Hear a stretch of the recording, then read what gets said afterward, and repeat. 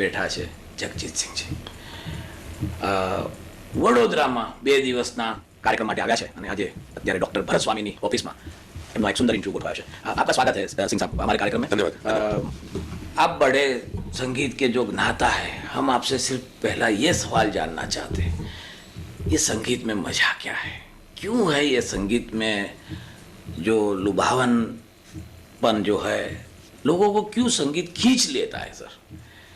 ये देवताओं का रचा हुआ आर्ट है संगीत जो है, और ये शरीर की शांति के लिए है और ऑलमाइटी प्रभु को पहुंचने के लिए है। इसमें रस ही रस है, जैसे 9 रस है ना हमारे, तो ये जो कान का रस, गायन का रस, तो ये फुल ऑफ रस है। तो जिस चीज़ में रस ही रस होंगे तो वो तो मन को अच्छा ही लगेगा। वो तो संगीत में वो बात क्या है, कशिश कहाँ से शुरू होती है, कैसे? इसमें वाइब्रेशंस है ना। हाँ।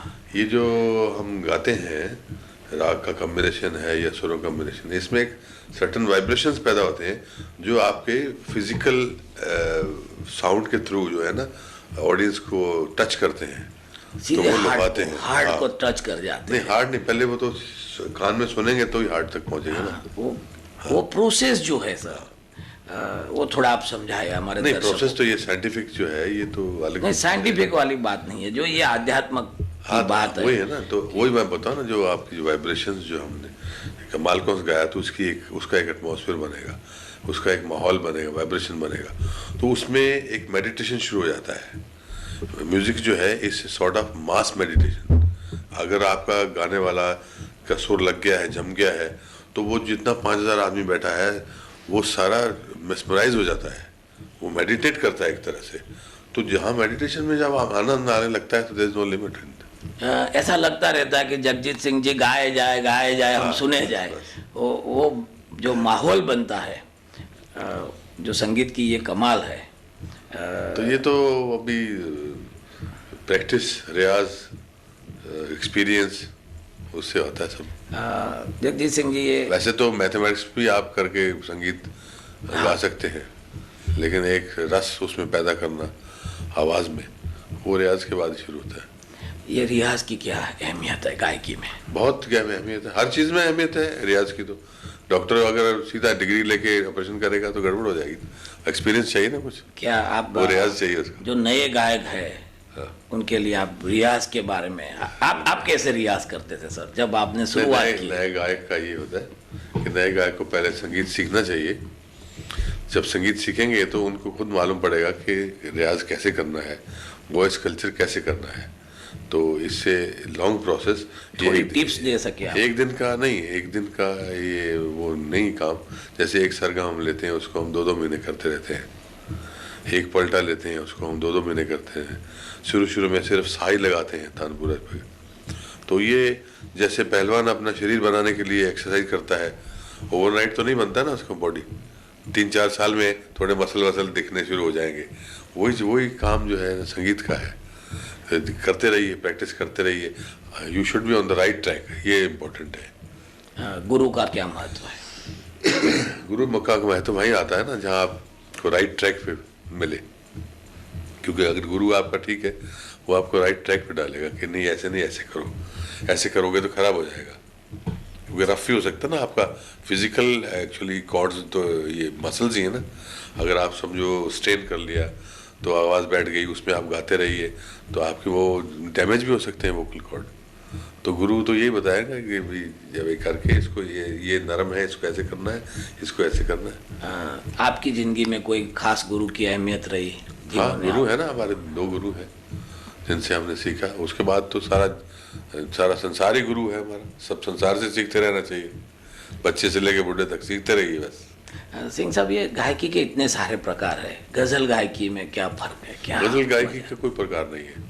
गजल जो है ना वो पोइट्री की चीज़ है, गायकी में ढाली गई है अभी 60-70 साल से। पहले गजल तो ये उर्दू पोइट्री का एक स्टाइल है लिखने का, जिसमें सर्टन डिसिप्लिन होते हैं, उसको गजल कहते हैं। तो उसको आप अपने हिसाब से गाइए, जैसे मर्जी गाइए। कोई शायर अपने हिसाब से गाते हैं, और हर गाने वाला वो जैसे जैसे उसका एक्सपीरियंस है, नॉलेज है म्यूजिक का, उस तरह उसको गाएगा वो। तो इसमें कोई हार्ड एंड फास्ट रूल नहीं है गजल गाने का। गज़ल का एक मज़ा ये है कि कम साजिंदे हैं, बहुत ज़्यादा साजिंदे नहीं रखते आप, कोई इतना सारा वेरिएशन नहीं रखते, और फिर भी मज़ा आ रहा है। क्या कोई खास बात नहीं, है गज़ल में? उसमें मेलोडी और थॉट प्रोसेस होता है ना पोइट्री में। क्योंकि एक तो पोइट्री सुन के आप सोचते हो कि पोइट्री क्या बोल रही है, और ऊपर से फिर उसकी रेंडिशन जो है अगर अच्छा हो, मेलोडियस वॉइस हो, तो वो सोने पे सुहागा हो जाता है। हाँ, ये जो कम साजिंदे रखने, साजिंदे की थोड़ा बहुत हेल्प के लिए होना चाहिए, बाकी आप ज्यादा रख लीजिए। दूसरी अगर गायकी में बहुत सारे साजिंदे रखते हैं, बहुत सारे वेरिएशन रखते हैं, रख सकते हो आप बहुत कम, आपकी भी नहीं, हमारे भी कभी कभी रखते हैं हम भी। हाँ, अभी कभी कभी किसी चीज़ में रख देते हैं, जब बजट होता है, पैसा खर्चना होता है, रख देते हैं।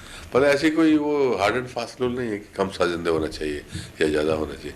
जैसे जैसे कि आपकी अरेंजमेंट, जो म्यूजिक अरेंजमेंट का नॉलेज है, वैसे वैसे आप कर सकते हो। वायलिन रखने हैं आप तो 20-25 वायलिन रखने पड़ते हैं, या वायलिन मत रखिए, निकाल दीजिए। ये गज़ल में जो छूने वाली, दिल को छू लेने वाली बात, हाँ। सिंह साहब कहाँ से ले आते हैं, छू जाती है आपकी गज़ल? पता नहीं, मैं तो अपना काम करता हूँ बस, अभी वो आपको छू जाती है।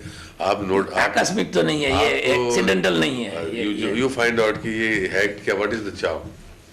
तो ये एक्सीडेंटल तो नहीं है। आपने कुछ, आप जब शब्द रखते हो, आप जब ये करते हो, वही तो है ना, प्रैक्टिस के साथ जो वोकल कॉर्ड्स में गुलाई, उसमें सही स्वर में लगना चाहिए, क्योंकि स्वर को ईश्वर कहते हैं ना हमारे।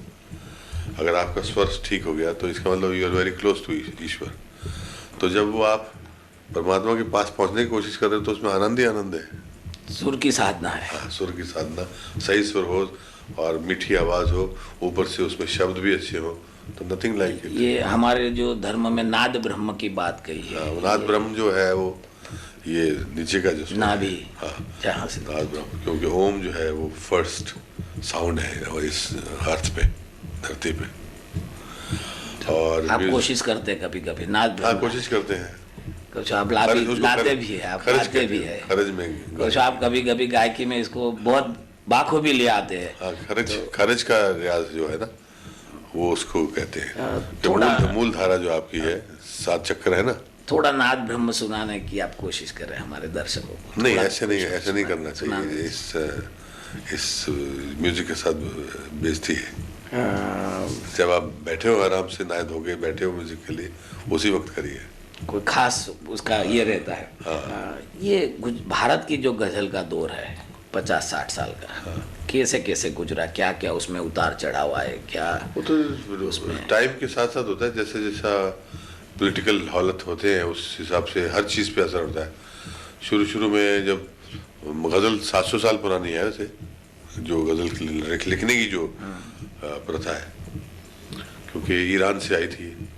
और शुरू में जो भक्ति कल्ट जो पैरेलल था, सूफी संत है, वो पैरेलल, जैसे कबीर, गुरु नानक, रविदास, तो उसके पैरेलल मीर तकी मीर, फिर धीरे धीरे गालिब, वली दखनी, ये सब।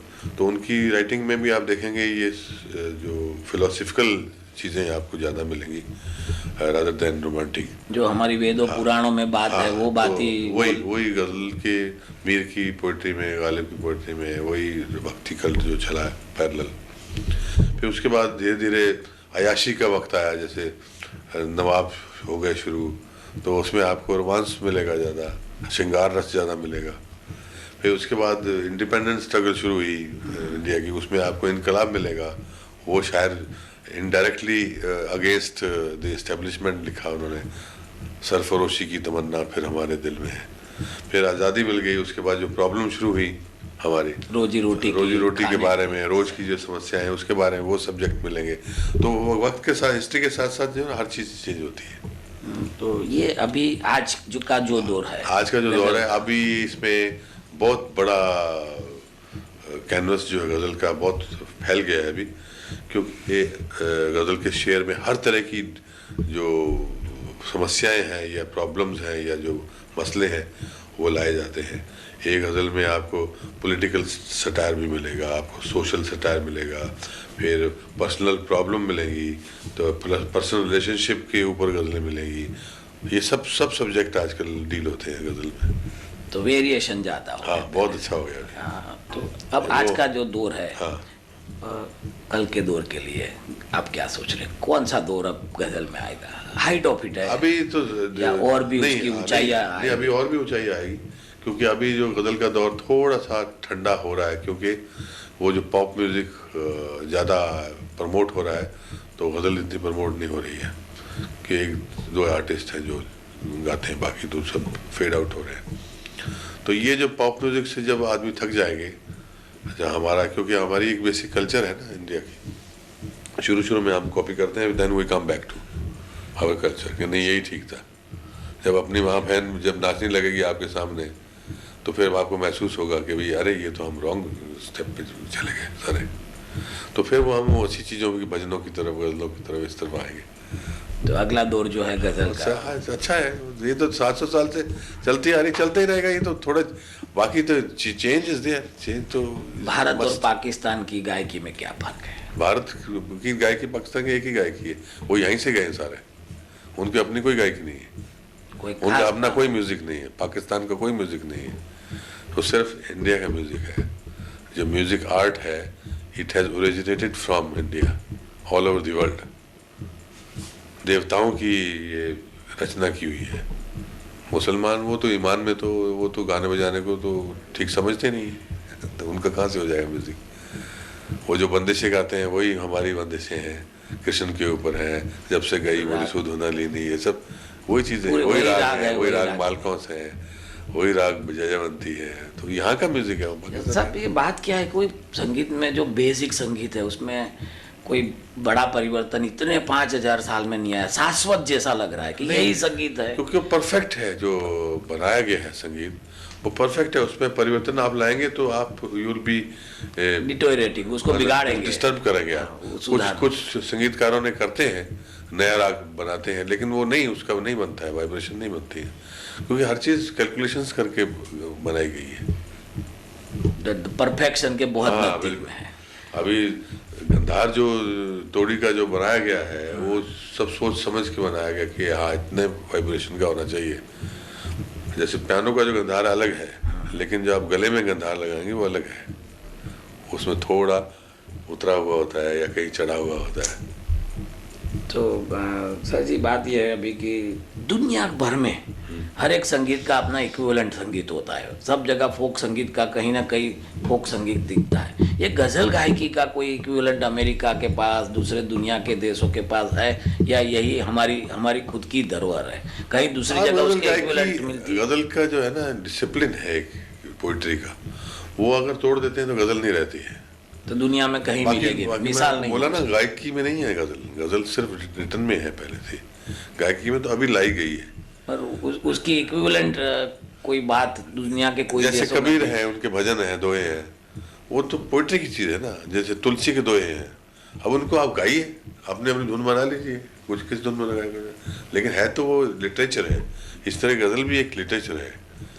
नहीं, मेरा सवाल ये है कि ये दुनिया के दूसरे देशों का जो अपना खुद का संगीत है, उसमें कहीं गजल के नजदीक वाली कोई चीज है ना, उनमें ईरान में है ना गजल, ईरान में है, ईरान में है, इधर थोड़ा सा अरबी कंट्रीज में है, पर बाकी ये नहीं, क्योंकि उर्दू में लिखी जाती है ना, इसलिए। तो ये अपना खास एक अपना पैटर्न है खास। हाँ, बाकी जो फोक म्यूजिक तो होता है कि जो आपके पुराने जो रहने वाले उनके मन में जो आया उन्होंने गाया, तो पूरा सब जगह है, मगर गजल क्या है जो अभी स्पेसिफिक है। समझो फसल अभी आपकी अच्छी हो गई है, तो उसके ऊपर वो जो उनके मन में आएगा खुशी से वो निकालेंगे। तो अभी एक बात खास पूछनी है सिंह साहब कि गजल गायकी में जो गजल के गायक है वो तो बड़े बड़े मुकाम पे पहुंच जाते हैं, गजल लिखने वालों के मुकाम कोई खास नहीं होते। क्या नहीं, बात क्यों आजकल की बात देखिए, आजकल लिखने वालों का निदा फाजली का मुकाम मालूम है आपको? He is a very rich man. Javed Akhtar, he is a rich man. Sahir Ludhianvi was a property, कितनी प्रॉपर्टी है उसकी साहिर लुधियानवी, तो वो नहीं कह सकते। बाकी अपने अपने कर्म भी तो होते हैं ना, किस्मत भी तो है। हर गजल गाने वाला करोड़पति नहीं है, इसलिए लिखने वाला भी नहीं है।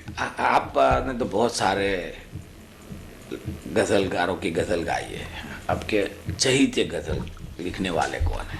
नहीं, ऐसे चाहते कोई पिन पॉइंट नहीं है करते हम, वो जो हमारे पास आती रहती हैं गज़लें, तो जो अच्छी लगते हैं उनकी हम गा लेते हैं। सभी अच्छे लगते हैं, कोई ना कोई गज़ल तो सबकी अच्छी होती है।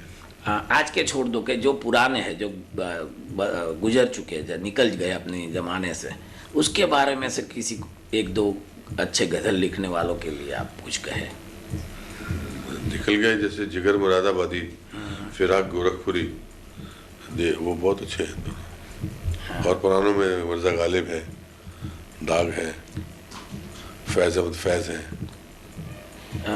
सिंह साहब, आप एक इतने बड़े मुकाम पे पहुंच गए हैं, बड़ी मंजिल आपने तय कर ली, मगर अब लोग कह रहे हैं कि आप ठहर गए हैं, थोड़ा बहाव कम हो गया ऐसा। अच्छा है ना, एक 60 साल की उम्र के बाद ठहर जाना चाहिए। उड़ते उड़ते रहोगे तो कहीं गिर जाओगे। थोड़ा ठहराव की जो आपके चाहकों में कशिश सी है कि अभी अब कुछ आप थोड़ा कुछ, आपसे बहुत उम्मीद लगा के बैठे लोग। नहीं, क्या उम्मीद है, मैं नंगा नाचूं या क्या करूं? नहीं, गायकी में थोड़ा, गायकी में तो कोशिश कर रहा हूँ धीरे धीरे। तो क्लासिकल, अभी मैंने क्लासिकल निकाला है अभी। तो मतलब आपने जो क्वेश्चन पूछा है actually for the sake of, sake of नहीं है। नहीं, you haven't studied my progress. नहीं, मतलब लोगों में अभी है कि आप लोग बड़े मुकाम दे। नहीं, लोग फिर सिंह साहब अभी आप लोग are not in touch with my work what I am doing. वो मेरे अभी भी 15 साल पुराने रिकॉर्ड सुनते रहते हैं, वो ज्यादा पसंद करते हैं। हाँ, तो फिर आप आगे नहीं बढ़ोगे तो कैसे मैं करूंगा? आपको क्या हम भी आगे बढ़े। आपको क्या मालूम कि लास्ट एल्बम मैंने क्या किया है? तो सिंह साहब चाहते हैं कि लोग भी थोड़ा आगे बढ़े। डिफरेंट स्ट्रोक आपने सुना? फिर आप कैसे बोलते हो? नहीं, ऐसे मेरी बात नहीं है, लोग ये सब आपकी तो पुरानी रचना जो है, तो आप लोगों को पकड़ समझाओ, के बैठ गए हैं। आप लोगों को समझाओ ना। आपके प्रोग्राम भी जब होते हैं, आप खुद जानते हो कि वही बार बार आवाज आती है, वही गाने पुराने गाने। तो उनको वही सुनने से क्या करोगे? लोग ठहर गए हैं, मैं नहीं। Okay sir, thank you very much. Okay, very nice. आपने हमारे साथ गुड इतनी लक बढ़िया बात करी and all the best. Thank you sir. Thank you.